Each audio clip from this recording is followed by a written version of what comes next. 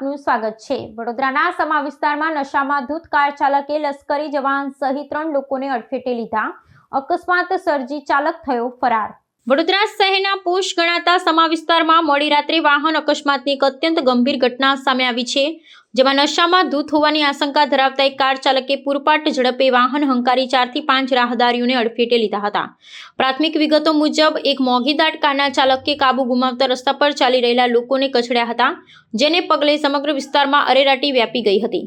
પ્રત્યક્ષદર્શીઓના જણાવ્યા અનુસાર કારની ગતિ એટલી તેજ હતી કે ચાલકે વાહન પર કોઈપણ પ્રકારનું નિયંત્રણ ન રહ્યું હતું।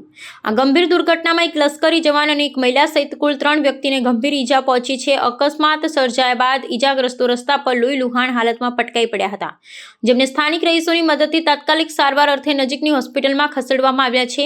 અકસ્માત સર્જ્યા બાદ કાર ચાલક માનવતા નેવે મૂકી પોતાની ગાડી સાથે ઘટના સ્થળેથી નાસી છૂટવામાં સફળ રહ્યો હતો, જે વાહન ચાલકની બેજવાબદારી અને સંવેદનહીનતા દર્શાવે છે। શહેરમાં ફરી એકવાર રફતારના રાક્ષસોનો આતંક જોવા મળતા નાગરિકોમાં તંત્ર અને ટ્રાફિક નિયમોના અમલીકરણ પ્રત્યે ભારે રોષ જોવા મળી રહ્યો છે।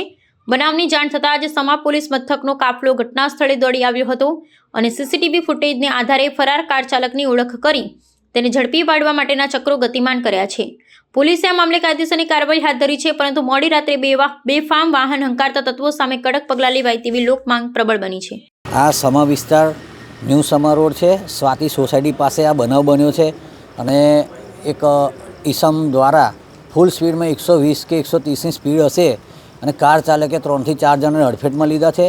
એમાં એક આર્મીવાળા બેન છે, આર્મીવાળા ભાઈ અને એમની વાઈફ છે, એમને ગંભીર ઈજા થઈ છે।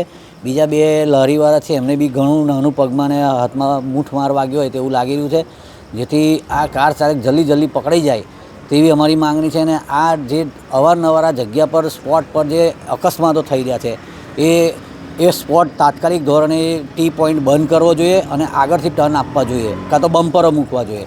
અને આવા જે બેફામ કાર ચાલકો છે તેના પર કડકમાં કડક કાર્યવાહી થવી જોઈએ અને જેલમાંથી આવા લોકો છૂટવા ના જોઈએ, કારણ કે 8 વાગ્યા પછી તો હવે એવું લાગે છે કે પબ્લિકને ઘરની બહાર નીકળવું તો વિચારીને નીકળવું પડે કે બહાર નીકળું કે ના નીકળું, કારણ કે જેમ જે રીતનું લાગી રહ્યું છે કે તેમ નશો વધી રહ્યો છે અને આવા કાર ચાલકો બેફામ બીક વગરના બહાર નીકળે છે, એટલે જનતાએ વિચારવાની જરૂર છે। હવે લારીવાળા સ્વાતિ માર્કેટથી ઘેર જતા હતા, પેલું સરદારજીનું ટર્નિંગ છે ને ત્યાં આગળ એ ઠોકીને જતા રહ્યા બહુ फास्ट स्पीड में, और फिर क्या सब वहाँ पे पूरा लारी पूरा हो गया।